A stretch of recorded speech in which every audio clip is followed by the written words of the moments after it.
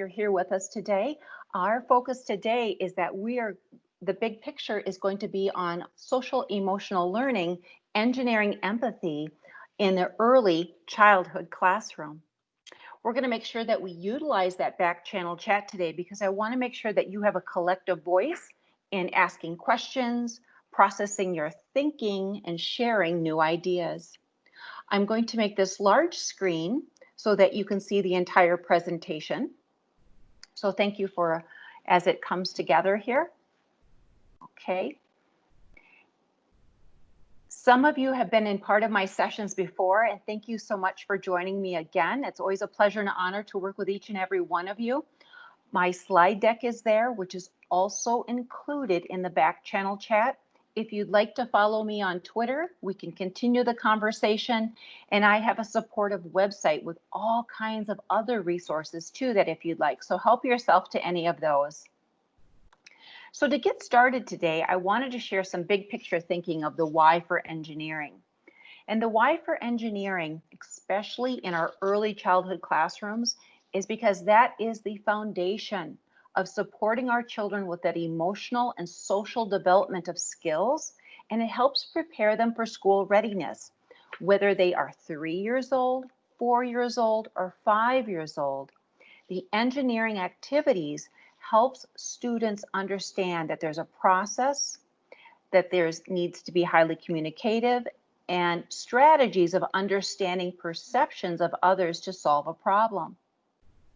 We also need to think about, too, what types of opportunities that we can afford all children of every ability to help them be more aware of their voice, their active learning, and their listening to understand, to empathize, and make responsible decisions during this time when they are working in the classroom. But also more hands-on learning STEM engineering design experiences empowers our children of today to develop a very strong and a positive growth mindset by more experiences. So because of that, let's look at some misconceptions and fears. I work with a lot of teachers all over the world, and a lot of teachers say, well, Naomi, I don't have a master's degree or a degree in engineering, or I don't have a degree in science or mathematics. But what's really important, teacher friends, today is that we do not need to be an expert in STEAM. STEAM meaning science, technology, engineering, the arts, and mathematics. That A right now also can also mean agriculture and artificial intelligence. So there's an extension to that now. But it's not the case. We don't have to be an expert, but we do have to help ourselves be more open to learning experiences for us as teachers to afford our children these experiences. So because of this, we just need passionate educators. We want you to be a kid again. So remember when you were in the elementary classroom, what you most loved about science or technology or engineering and mathematics? It was fun. It was hands-on. We want you to be that excited again. It's an opportunity that you can create even learning centers for children where they can truly explore, they can wonder, they can ponder, and they can dream. But it also allows our children to truly ask more questions, to investigate, to really seek and find and have critical conversations with their peers. But it allows them to make, to tinker, to play, and then to experiment. But then you can be an active facilitator and a guide for children during this time. It really allows to empower student learning. It helps model a positive growth mindset for children. As the more that we model, the students are picking up on those actions, your perceptions, how you're talking, your word choice, everything, and the tone of your voice. So being an active facilitator and guide is very important. I always say with teachers, especially working with our littlest children, start with the basics. That's okay, but provide choice So students that feel confident with already mastering something, that they can continue on to pursue a passion that they would like to learn more about. But even allow your youngest of children, from your toddlers to your preschoolers to your primary elementary students, allow them to be co-teachers in your classroom. Now, some other points of knowledge that I wanted to share with you today is we need to differentiate, because a lot of times we're hearing the word STEM versus STEAM versus STREAM. So this is what the differences are. The difference and similarities when we look at these is the big picture. When we look at STEM, it's science, technology, engineering, and mathematics. And then when we look at STEAM, we add the A, which means arts, or it can be agriculture, or it can be AI as artificial intelligence. So a lot of our high schools have STEAM labs, and they're including all three of those areas now. But when we look at STREAM, STREAM allows for us to take STEM beyond another level. So when I work with some of our private schools, they include the R for religion, or R for that rich experience of reading. So they have more literacy components that are built in. And then, of course, there's also now streams. And streams is also including everything we've already mentioned, but with social emotional learning is what the S stands for now. So you'll want to think about that when you're setting up your own STEAM labs in your particular school or your online environment. What best represents your school and the type of learning that's going to take place. So let's look at a few other things. I want you right now to look around, even in your home environments. Take a look around, and as you're watching and listening to this webinar, I want you to jot down 3 technologies that you have just called I spied. If you look around, I'm in my office area today. So when I look around, what do I see that is actually created with technology? So sometimes we think, well, gosh, I've got my extra cell phone here today. My cell phone's from technology, right? That's a mobile form of technology. And then I can also look at, I've got an earbud case over here, right? That when I walk to my morning walks, I have wireless earbuds. I have that. Well, look at this. I even have a stapler in my office, right? This is a form of technology, right? But if you look around, what is unique in your environment that actually is known as a technology? So keep that in mind. But what's really interesting, when I talk with a lot of teachers, they'll say, well, when most people hear the word technology, they think of a mobile phone, a tablet, or a laptop computer, or even a television. But technology is so much more than that. Technology is any object, any system, or any process designed by engineers to solve a problem.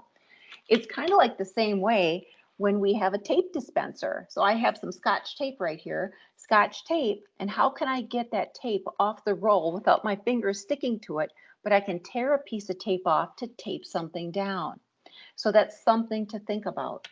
Or if I actually have a pen, this is one of the world's greatest technologies, right? Pens now come with a stylus on top, and when I click it and click it down again, I actually have a pen. Some styluses, when I declick it then underneath, it will have a little bulb on top that I can use it as a stylus this way or a stylus this way. But again, technology is any object, any system, or any process designed by engineers to solve a problem. And what I love about the mindset of asking students to put on the hat of an engineer, it's because we can allow children now and people that we work with to use their creativity and understanding of materials, tools, mathematics, and science to design technology that we never could before. And all of a sudden, not only are we designers as an engineer, we become these amazing solutionists to solve a problem, to streamline our work environment, or help a friend, a colleague, or a student to solve a problem. So that problem-solving strategy is now truly collaborative within our classroom. Here's some other things to think about, and I find this absolutely fascinating.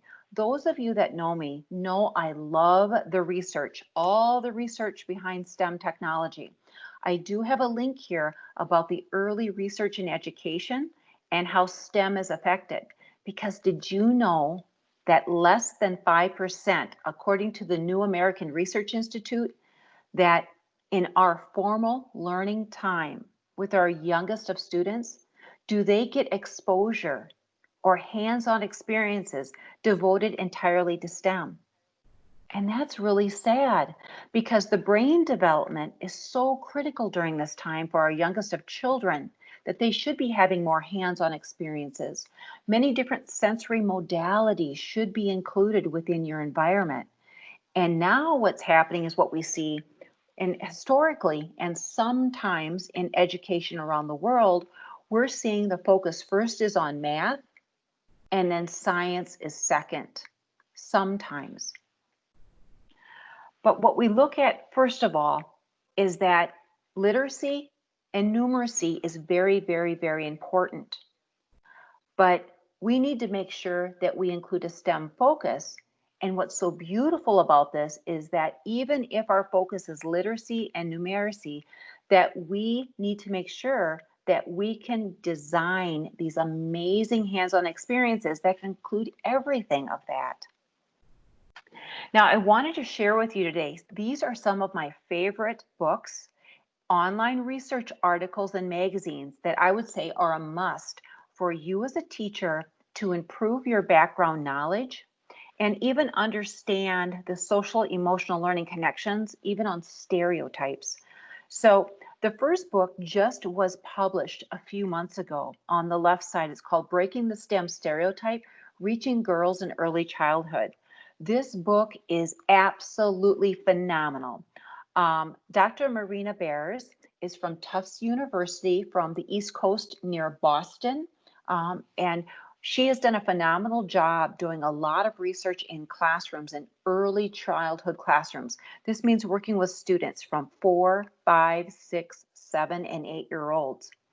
And this book also breaks down the barriers and the conversations and how we talk to girls, especially, so they gain confidence to feel comfortable to participate in the conversations and the learning experiences that are afforded them in the classroom. She does a lot with computer science, computational thinking, and robotics. So this book is a must to support your early childhood classroom. The middle book is an actual digital magazine, or you can get a physical magazine, and this is coming from ASCD. This is a United States educational leadership publication that is very reputable and very credible. This is one of my organizations that I subscribe to. And this last month that they had shared is Everything with Learning and the Brain. And there's a great section on social emotional learning. That's wonderful. Now, this past month also, they have another publication that's called Time Well Managed. So I included the link underneath there, and ASC is giving their digital publication this month for free. And it's just wonderful to help you as a teacher manage your time during remote learning, but also how to guide and model remote learning online for you as a teacher with students. And then there's an SEL focus. The last thing I wanted to share with you, this book is called Changeable. This is a book that I'm currently listening to on Audible, and I'm about 3/4 the way through. On my morning walks, I listen to it for about an hour. It is phenomenal, and it really talks about how we need to have, which is called CPS, collaborative problem-solving strategies, whether we use them in our home, at school, or work. And it actually helps some of our kids that are most troubled or have experienced trauma or are lacking confidence in what they do, but how we talk to children and how we involve them to take ownership in their learning. It is absolutely phenomenal. I just can't say enough about it. I absolutely love it. So it's a very good read. And also the J. Stewart Avalon, he is a PhD, And he is the director of Think Kids at the Massachusetts General Hospital. So he is very credible of working with all these children. So it's very, very good. Now, I want to give you some ideas of what you can do in your classroom. A wonderful resource and a class that I currently took this last year that was free to take. This is called EIE, and it's the Engineering Sample Activity. And when we're introducing the engineering design thinking process to children, sometimes there's too many steps. So because there may be too many steps, for our 3 to 5-year-old children, we need to break it down into smaller chunks. So we should really be introducing them an exploratorium, learning about a problem that they need to solve, and then exploring through materials first. Then the second step is they're going to create something, and they're going to try an idea, and they're going to work in small groups and have an adult that can be a co-moderator or facilitator with them. And that adult can create their first design and they can model it, but then the children together are going to test their design to determine how well it meets the goal. And then they go through that project as well that, oh, let's improve it. Let's make it better. We can solve for a better solution. And that's where they kind of come back as a large group and they get feedback from their peers. So this is a little different than the full design thinking process, but breaks it down into smaller chunks. EIE is a very credible online resource and that it really focuses on preschool, kindergarten, first grade, and second grade for STEM engineering projects in your classroom. For our older kids, if you're working on upper elementary, this is normally the process that I use for 6 to 9-year-old children. Basically, when we're designing and solving for a problem, we're using that design thinking or engineering design process. We first ask, what's the problem that we want to solve? And then next we think about it. We brainstorm, we ideate, we come up with all kinds of possibilities. And then we have the kids focus on what they want to create. And then they design, they sketch, they create a diagram, they list supplies. What could I do? And then they build. They build their plan and they put it together as building that prototype, and then they test and test again and then test again. And then by that feedback, they will improve that cycle. But it helps students really with problem solving strategies in a collaborative group setting with students. Some more information that I'd like to share with you is where should we start? So when I usually start with the design thinking process of engineering with students, I always want to set the context of learning, usually with some really strong literature or a literacy component or a story as a picture book. So one thing that's worked very well for me when I started out my elementary career, I was a kindergarten teacher, then a 4th, 5th grade looping teacher, then a tech coordinator and a director. So working through my way of a K through 12 focus, I know that working in the early childhood classroom, that students love being read to. They absolutely adore it because sometimes they're not getting that enough exposure in the home environment or who they're staying with. Sometimes. Other times, they've got some great nurturing of reading aloud stories at night or before bedtime, but still ground the learning, because sometimes if our children have a different level of their lexile reading level, that maybe the text is too complex, when they hear it read to them, they can formulate a picture in their frontal lobe of their brain, which is going to retrieve information from their back quadrant of their brain of their long-term working memory. And then they can connect those learning dots from the frontal lobe to the working memory to bring about prior knowledge so they can formulate a visualization of the understanding of what's being read. But what's wonderful too, it's building more background knowledge. The more that we expose our children through oral read alouds with our kids, but it also allows for us as teachers to take a minute to pause, take a break, and empathize with the storybook characters. And that's what's most important about telling a story. We should pause even in between it and ask the students how the character is feeling. What was her perspective? If you were in this character's shoes, how would you feel? We need to allow for students to be active participants in that storytelling of a read aloud. Number two, what's really important too, because our children that are the littlest have small attention spans, as we know. They're active learners, but have small attention spans. So sometimes those read alouds should be about 3 to 5 minutes at the most, but also making sure that we're actively listening, having an opportunity to ask, that the students can ask questions and that we answer those questions. We also would like our students to formulate a response. So give them some time to also sketch note, reflect, formulate or create a picture or write a word that helps them represent their understanding of the story. But then also it helps them with sequencing of an event to document their comprehension and their fluency of that story to have them retell it back to us. Number three, one thing that's really worked for me as an educator when I work with pre-K through elementary teachers is that we do set up really extensive hands-on learning rotation stations. It doesn't mean everything is with technology. Most of the stations are hands-on learning experiences, and every rotation connects with the next station, but it builds on that prior knowledge. We want to make sure that we deepen the understanding of exploring STEM concepts. So if one station is that we're having children draw and creating that sequence of that story that they've just heard, the next station may also be that children are building with Legos or building blocks to represent maybe a new story or an ending of how that story could turn out. But then if we could have another station as well, that children might be listening to a new story to connect to another book that has kind of the same type of sequence so they can hear it again. It's almost like it's summarized in a new pattern for them. And then another station may be that children will be building with Play-Doh or other types of hands-on materials that they can construct something to represent their understanding of the story.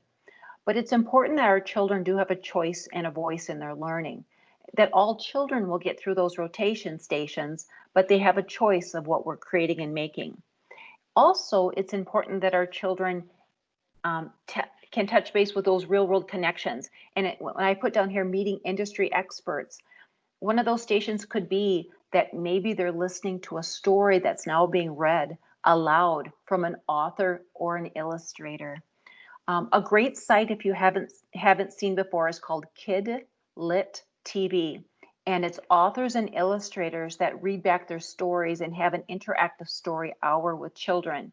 And I set that up as a station that children can learn from, and there's always probing questions that are done that the children can draw or sketch, build or create, or they can reflect too by recording their own voice through an app. And the last one I wanted to say with you is the authentic assessment is critical because we need to make sure that our children are understanding that we're checking for comprehension, fluency, allowing to ask more questions, and asking children to summarize their understanding so we can check for that comprehension. By allowing them to be immersed in those rotation stations by designing, developing, and creating, those also become authentic component steps that we can use as part of an e-portfolio for the children. It also, as we've mentioned before, connects those learning dots when subject areas are more integrated or a multidisciplinary approach that we're integrating math, science, literature, the arts, and technology and engineering. But it also will help us better to understand our children when it comes to what their personal interests are and how they learn best. And that's going to help us futuristically of knowing how to reach that child, how to pose different types of compassionate learning questions and open-ended questions for them to connect. So before I move on, I want to pause there because that was a lot of information. Could you share at this time what types of stories have you used in your classroom to ground a STEM unit of study or a project? What has worked well for you at this time? So if you'd like to share a story that's really resonated with the children that allows to complement to create rotation stations, What have you used? What type of story? Because I'm going to share some with you, but I want to see where you're at with that storybook creation. And while you do that, I'm going to check the back channel chat here to see what you shared at this time.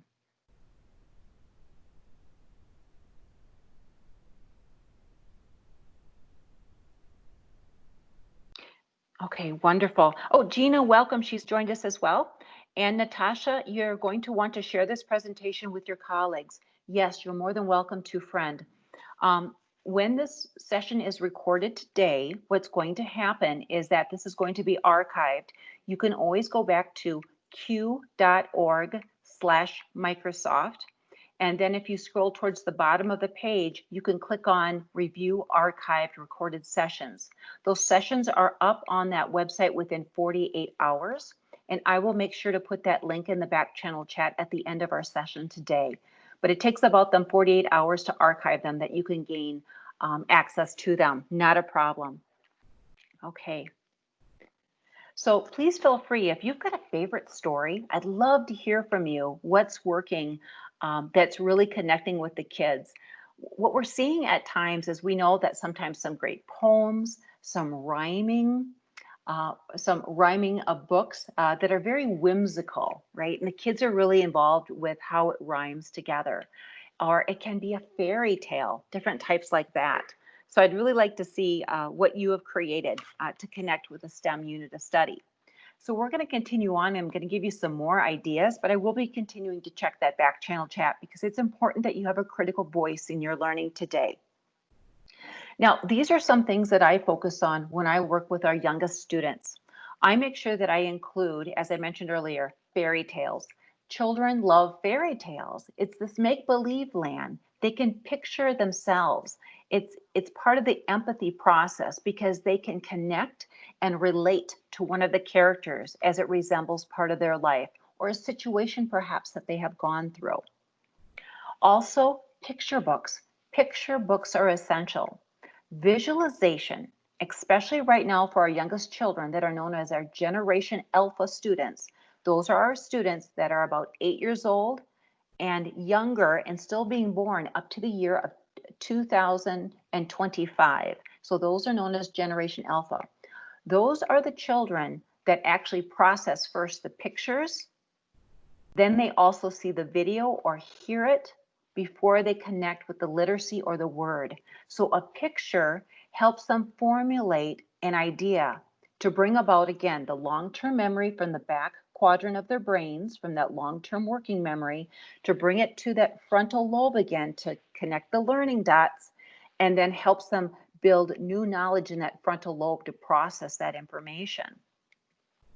Also, poetry and rhyming. We see a lot of that at pre-K and kindergarten levels. And it's because of that scheme, repetitiveness, the rhyming, the sequencing, because that's the computational thinking part, believe it or not, of how we get kids to understand a scheme, or it's sequencing, or again, it is seeing that as an algorithm in a story. Adventure and fiction. Oh my goodness, our children love choose your own adventure stories. And better yet, if they hear and have read the story, that they can create their own stories from that. There are so many choices. Here are some of my favorites, and I have a huge collection because I love literature, I love big books, and I could read to children all day long. It's amazing how close you can get to your students and getting to know them better of what they like, what they don't like, but then how it helps them support their reading and writing process. Three of the top ones that I've used in my STEM units of study, one's called Not Every Princess, Bubba the Cowboy Prince, and The Princess and the Pig. A little bit about these books. I use these as an anticipatory set. So anytime before I start my STEM labs with my kids or my STEM learning centers or rotation stations, I always ground it in strong, rich literature to build the vocabulary, help them empathize with the character in the story, have them put themselves in their shoes of the character, and then take on activity that they can represent the character in that rotation station. What I love about this one is because it says, what do you want to be? A princess, a pirate, a teacher, or a scientist? And where would you like to play? A castle, a pirate ship, a library, or a space lab? And it really talks about little girls that sometimes were perceived as every little girl wants to be a princess when they're littler. When have you heard a little girl to say, I want to be a scientist? I want to be an engineer. I want to be a bicycle repair mechanic. Or I want to become a 3D culinary chef. We don't hear that, right? Until we provide these experiences to our children, will we hear that dialogue differently? Another one is I like to always include too a great balance between boys and girls. And this one's called Bubba the Cowboy Prince. This is taking on the story of Cinderella. And instead, this story is actually set in a rural country western setting. And of course, it's in Texas, which is great. And basically, it says there's a little Texas magic that happens here that helps his fairy god cow, which is Bubba the Cowboy Prince. He goes from being a smelly ranch hand, because when you work on a farm, as I did many, many years ago, we have all kinds of different smells, right, from the animals. And then he had to help out a stepdaddy on his ranch, and he ended up being the most popular guy at the ball. So it's very interesting how children can relate to Cinderella, and then you take that story's context and change it according to their environment. So it's a very good story too. The last one, this is basically The Prince and the Pig, and it's just a fairy tale mix-up. And so what they did is the prince and the pig switched jobs, basically. So the pig went to the castle and the princess went to the farm, and they had to take on new roles and understand how they had to support themselves in these new roles. So talk about a book that truly focuses on understanding one another's needs, also the empathy focus of understanding what that character is feeling and how they solved a problem. So this is a really good one too. The kids just giggle. They just giggle when you read this out loud to them. Okay, I've got all kinds of picture books for you. I could go on and on. But if you're looking for more picture books, oh, I've got some gems for you here today, teacher friends. First of all, if you're a teacher that teaches elementary or middle school, please check out csforallteachers.org. csforallteachers.org gives you a collection of best practices of everything with STEM and computer science. But I also have a link there that I have some blog posts within there because I'm an ambassador, and I put a rich literacy connection together for our students at elementary and middle school. I love it because this online virtual community of practice it's very rich in conversation, and teachers are asking a lot of the same questions of the importance of literacy and STEM, and what types of STEM activities and rotation stations are you designing for children. So teachers are sharing their best practices. Now, if you're looking for more really wonderful picture books that go along with STEM, I must say, if you are on Facebook, please join the Picture Book STEM Facebook group. It is one of the very best that I've seen in a very long time. Teachers are sharing best practices of the book, how it relates immediately to in a STEM learning experience. Teachers are sharing all of their different types of learning and rotation stations.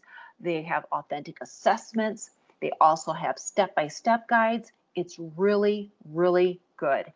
And if you're looking for just something for just math, it just has a math focus. If you want just engineering, it's just engineering. I'm going to show you a few more things that I pulled from that just to show you the wonderful items that are there for you.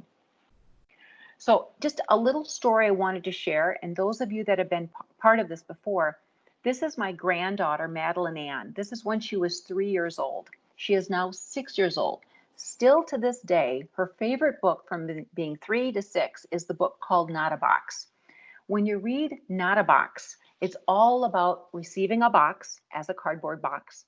And a box is not a box because your imagination and what you dream and wonder can create this fabulous different type of environment and creating a whole different product.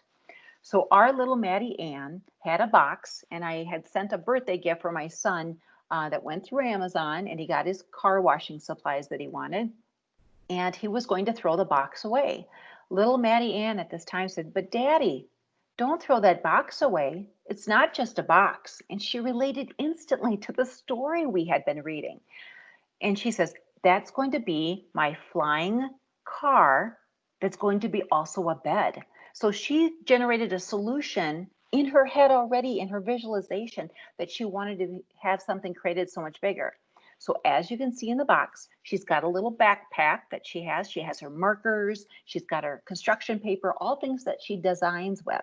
So she took her markers out, and that's when she was drawing at 3 years old already. That's what she was doing. She was putting her own design on it. That night, I got a call through their mobile device. As you can see, it's in there with her. I usually read stories at nighttime with Maddie because I live in Arizona. She lives in Wisconsin. So I read to her, and she sees me, and then she was sharing with me what she created. And so she fell asleep, and they let her sleep in her box of her flying car bed. Now, if her daddy would have taken that box and would have gotten rid of it, her little idea or her engineering project would have never became fruitful. So because of that, sometimes we as adults say, yes, it's a box. What would you want with a box? But our kids see so much more than that. They are such dreamers, and we need to let them dream and let them see beyond what a box is of what they can create. So another example, if you haven't participated in, it's called the Great Cardboard Challenge.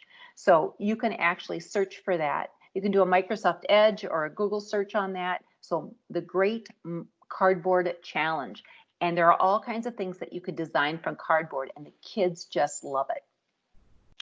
Here's another one of little Maddie Ann. So again, when she was from 18 months old all the way up now till she's 6. So you can see how she has really grown over the years.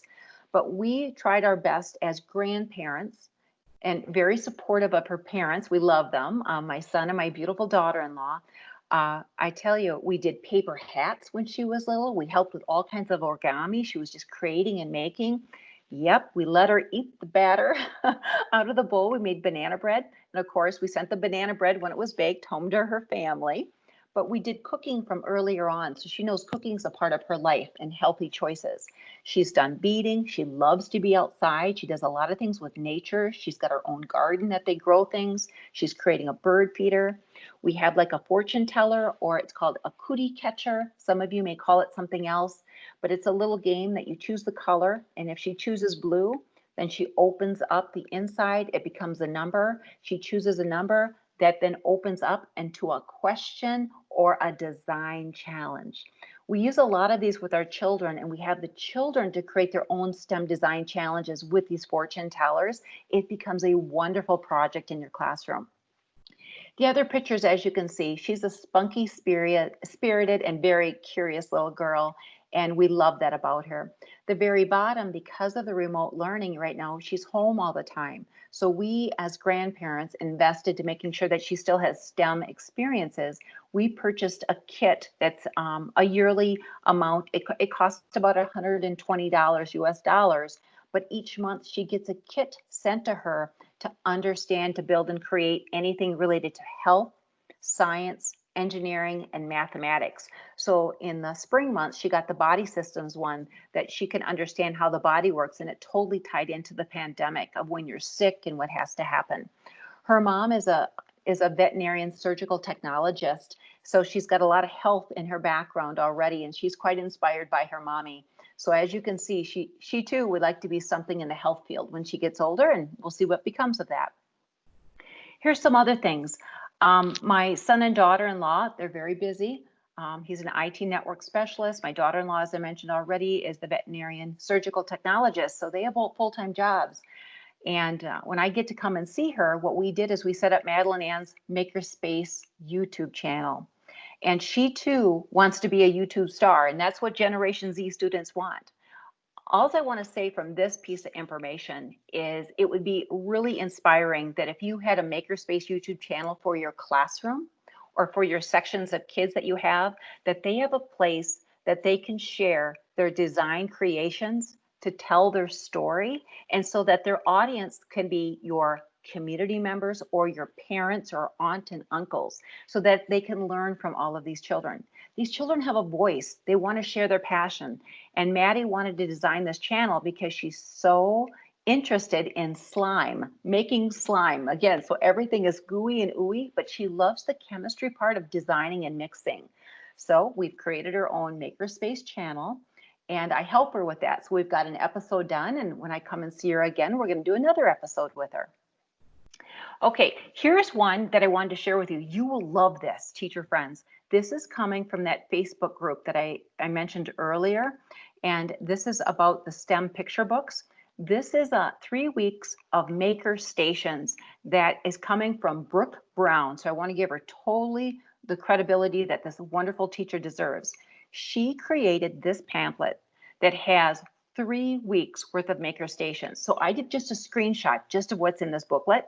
So one challenge is to empower students to create their own board game. And you know what's really interesting? A board game takes a lot of logic, a lot of sequencing, a lot of strategy, a lot of actually understanding the other characters. So if you've got character cards or choice cards or risk cards or opportunity cards, you got to have a really understanding of how to create these, and then to empathize that if somebody picks up this card, how are they going to respond to that, right? So this is just absolutely wonderful. So I've got the step-by-step guides for you here. I've got the link down here. This packet is a golden gem of opportunity to really support your STEM units. Another way, let me go back just a minute here. So this is 3 weeks of Make Your Stations. From this, they also had Build Your Own Castle. So that related me when I put this presentation together for you. Building your own castle is something that Maddie had been doing already in her kindergarten classroom. And what was really interesting about this is that she's really into building blocks. She's really into Legos, but a lot of the other girls were not. So she'd always end up building all of these large towers, big building open spaces. She'd visualize on the vertical and then the horizontal, and it mostly was always boys with her. So I'm really glad that we as grandparents and her parents have afforded her the opportunity. More girls need to play with blocks because it's a spatial reasoning and relationship to help them visualize and gain knowledge in their frontal lobe to actually transfer new knowledge to their back and long-term memory so that they build that lifelong learning confidence. They need to know that they can build right alongside boys. So the challenge was to build the tallest tower so everyone gets the perfect view from the castle. So this was her strategy. She took everything that was laying down, I should say, and then she actually built the inside parts of the home of the castle. That's what she did. She built it taller first, and then she says, well, what's it going to look like in the inside? So we have to afford more girls with these blocks and Legos so that they have a success to be building that confidence and that they feel that they can design and engineer right alongside of a boy. If you're looking for more picture books, I've got this whole collection and they're all linked for you, teacher friends. And this is all on how to tinker, how to invent, how to make and engineer, and they will support every one of your STEM units of study. Now, I have some other support resources here, and this is coming from NAEYC, and NAEYC is the online organization in the United States for our youngest students, and this is for early childhood. What I really like about this is that it's all based on research and research best practices. So you can see in this little picture here, I've got little Madelyn Ann when she was 5, and that is her little brother, Nolan, who is 2.5. So they're having some little famous donuts at one of the little places that we had back in Wisconsin. But it's always interesting to see how they interact with boys and girls and the experiences that parents afford both boys and girls. Sometimes the perceptions are stereotypes that boys only get the blocks or the Legos and the girls only get the dolls and others. But we are really trying to be very gender neutral with these children when working with them, that they get all kinds of experiences. And even Nolan has his own little dolly that he has, which is great. So it's really important they get that. If you're looking for more support resources, built on the research, this is the place to go to. And these are articles that are all linked here for you, especially on equity, social justice, and also ensuring that all children get the opportunity for access and materials to build their lifelong learning confidence. I even have a link just for infants and toddlers. So if you are working with the youngest of the littles, that you have some experiences there too. A few other things I wanted to share with you. Attention spans and recall. This is really important because sometimes we design these great units and we don't have enough time to get through them. And then we realize we may become frustrated as a teacher. And it's all based on because our students are not retaining that information because their attention spans are so small, or maybe their recall, they're struggling with something.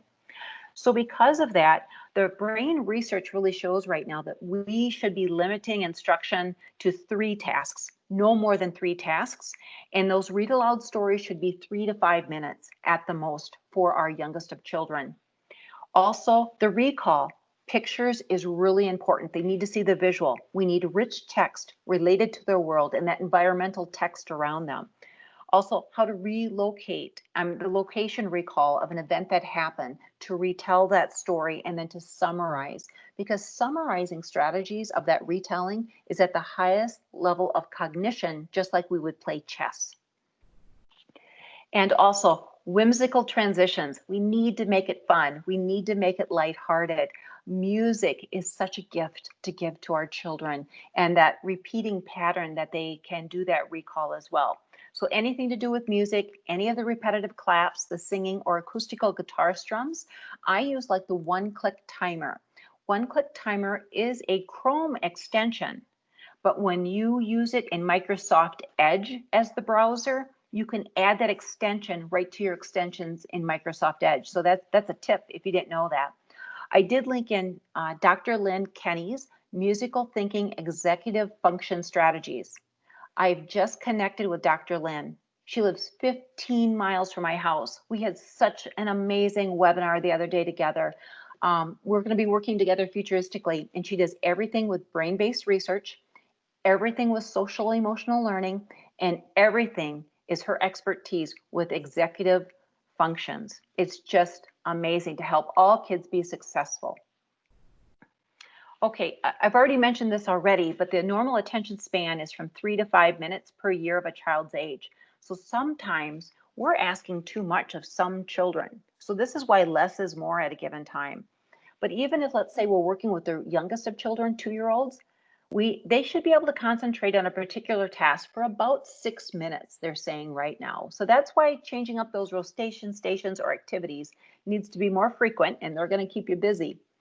But our children that are 5 years old, about at the kindergarten level, should be able to concentrate for sometimes up to 15 minutes. So that's why rotation stations are so important.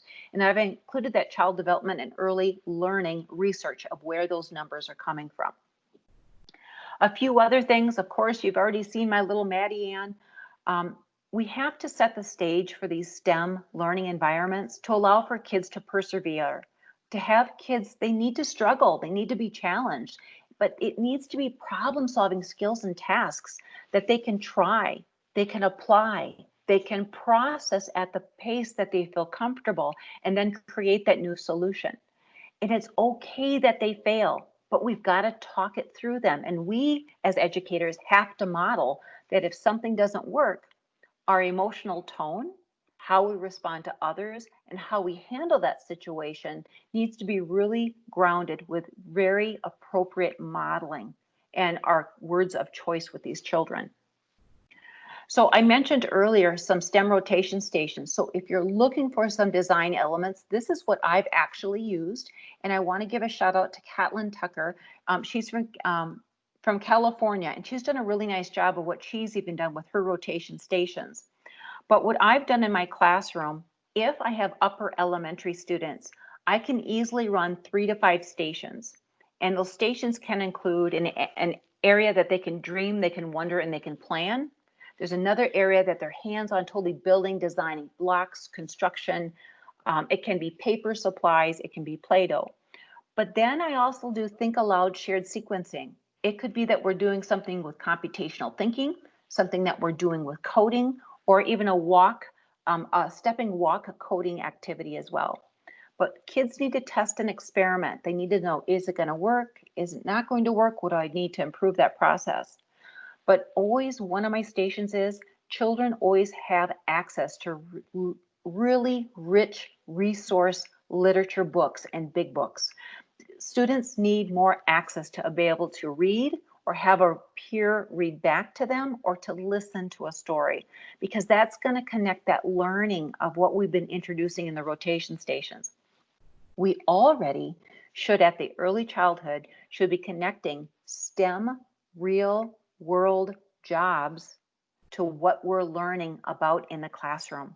So if we're doing something with computational thinking or computer science, we also should be introducing some of those women like Grace Hopper and other individuals that have made a name for themselves in computer science, that have changed the world and how our world works because of their really intuitive ideas and because what they have designed and created. We also need to showcase and share with children that when we talk about the technology and we talk about that real world STEM experience, how it relates to how it works in my classroom and what the world does. You know, all of our new autonomous cars that are being made, because of what we've designed here in our classroom setting, also will affect what we do for artificial intelligence in the future, or an autonomous car, or how we can create a more green and friendly, stable climate moving forward, things like that. But again, reflecting, drawing, and improving on that, we need to have that art component built in strongly too with our children. The second part, what I do sometimes when I lead with my children, because if there's only one of me as a teacher and I have 15, 20, or 25 or more children, I can't get to each group. So what I do is I will create a QR code. I will embed it with my voice. I'll use like Vocaroo, which is VOCAROO.com. It's an online source that can record my voice and instantly share it as a link or a QR code or a .mp3 file.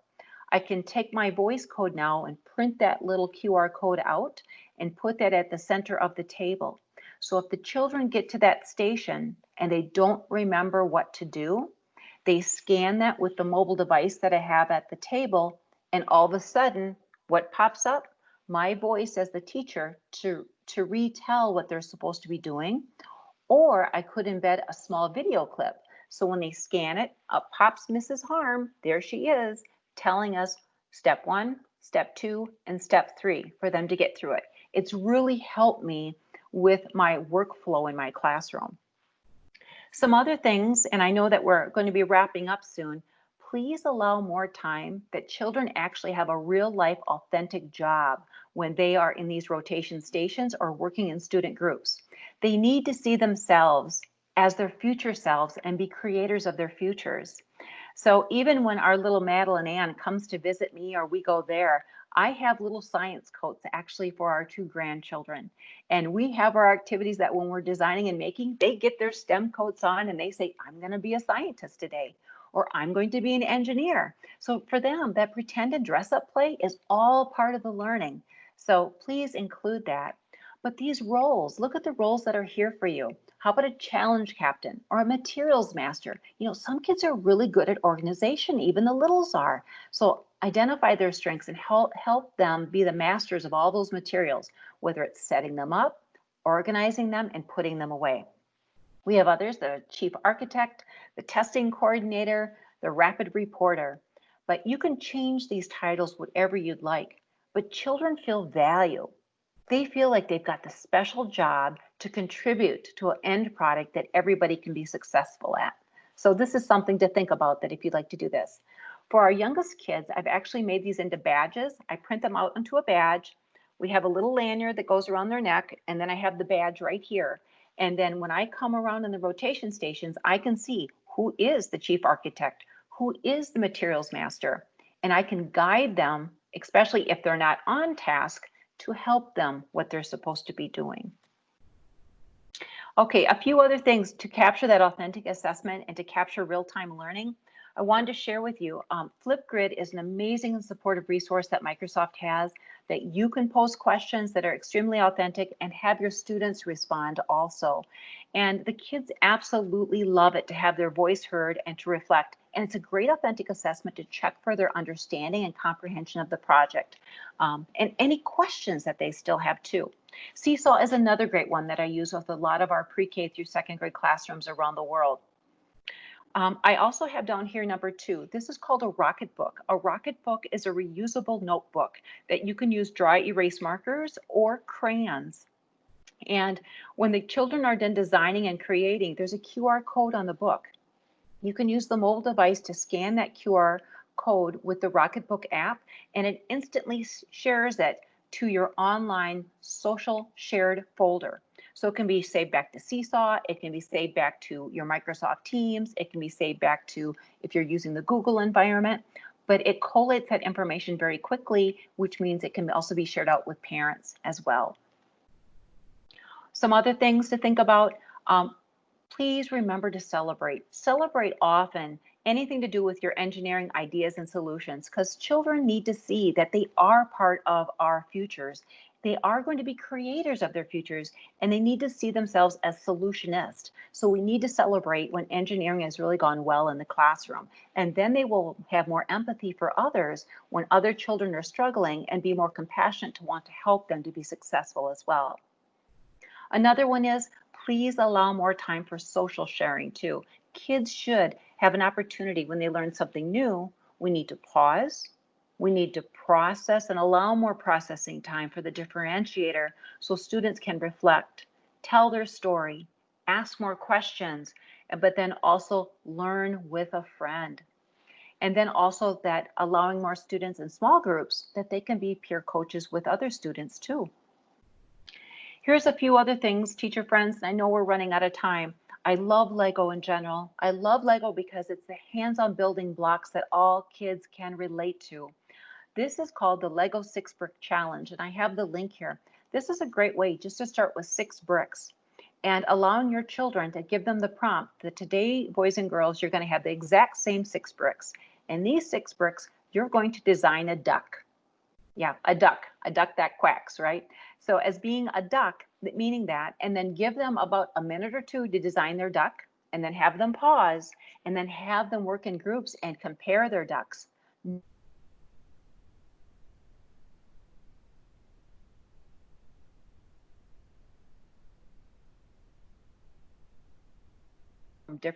Differently, and that there is no just one right solution, and that we can empathize with others and appreciate the different types of designs. Other things that you can do, this is a little game board, having kids design game boards, which is wonderful as a STEM activity. Having them build it on a story or a scene that they've just heard or read, and then adding a marble to it, and then having them create their own escape path. If you need some research about all of the importance of play, please tap into the Lego Education Learning Through Play research. It is phenomenal and will support everything that you do in STEM. A few other things, if you're looking for more ideas, I've got some STEM mystery bag challenges, and a lot of these ideas are for elementary and middle school kids, and a lot of things here are actually what I have personally made. So I want to make sure that you get all of these tools. It's something that you can take, you can print and use tomorrow in your classroom. A few other things, if you haven't used before, 3D Doodler pens are a great way to introduce 3D technology to your children, and they can create some really simple things that are solutionist focused. So creating bubble wands, counting, learning how to skip count by 2s, by odd numbers, by even numbers, you name it. So all kinds of ideas here. A few other things, build a more compassionate classroom of learners also, having them build their community in their neighborhood. Paper, construction, scissors, glue, those are beautiful ideas to use in having kids create their communities. And what does it look like to build a compassionate community of learners in their classroom? I have some other design ideas for you as well.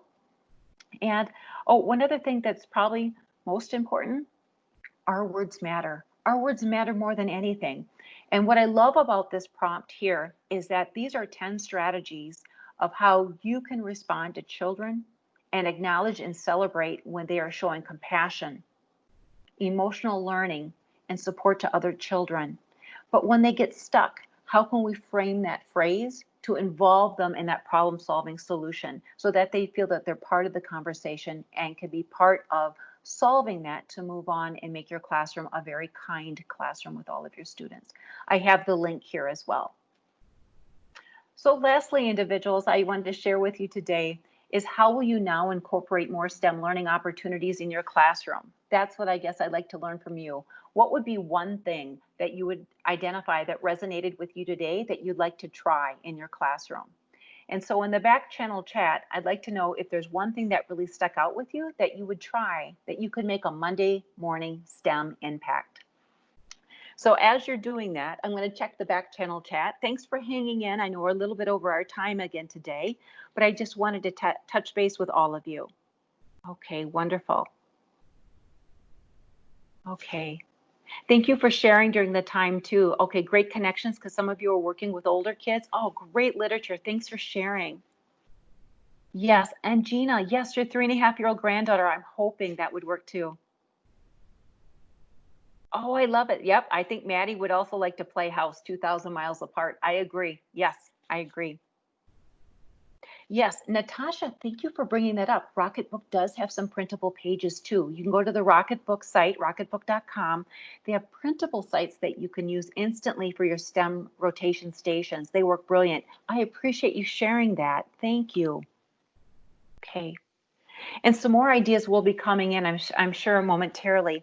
Within this presentation today, teacher friends, I also built in my bonus one that I also presented the other day. It's called Motivating Girls to Lean In with STEM. And those are prime examples to use with girls, especially upper elementary, middle, and high school. So if you're looking for more of an upper grade level, I wanted to share that with you too. Okay, what I'm going to do for you at this time, I'm going to go out of this presentation and I'm going to stop the recording so that if you'd like to ask more questions, I would just like that opportunity to make sure that you have a voice in your sharing today. So I'm going to go and I'll have to stop sharing at this time. And I'm going to go and I will stop the recording so that you can have an opportunity to ask more questions as well. Okay, if you would like at this time,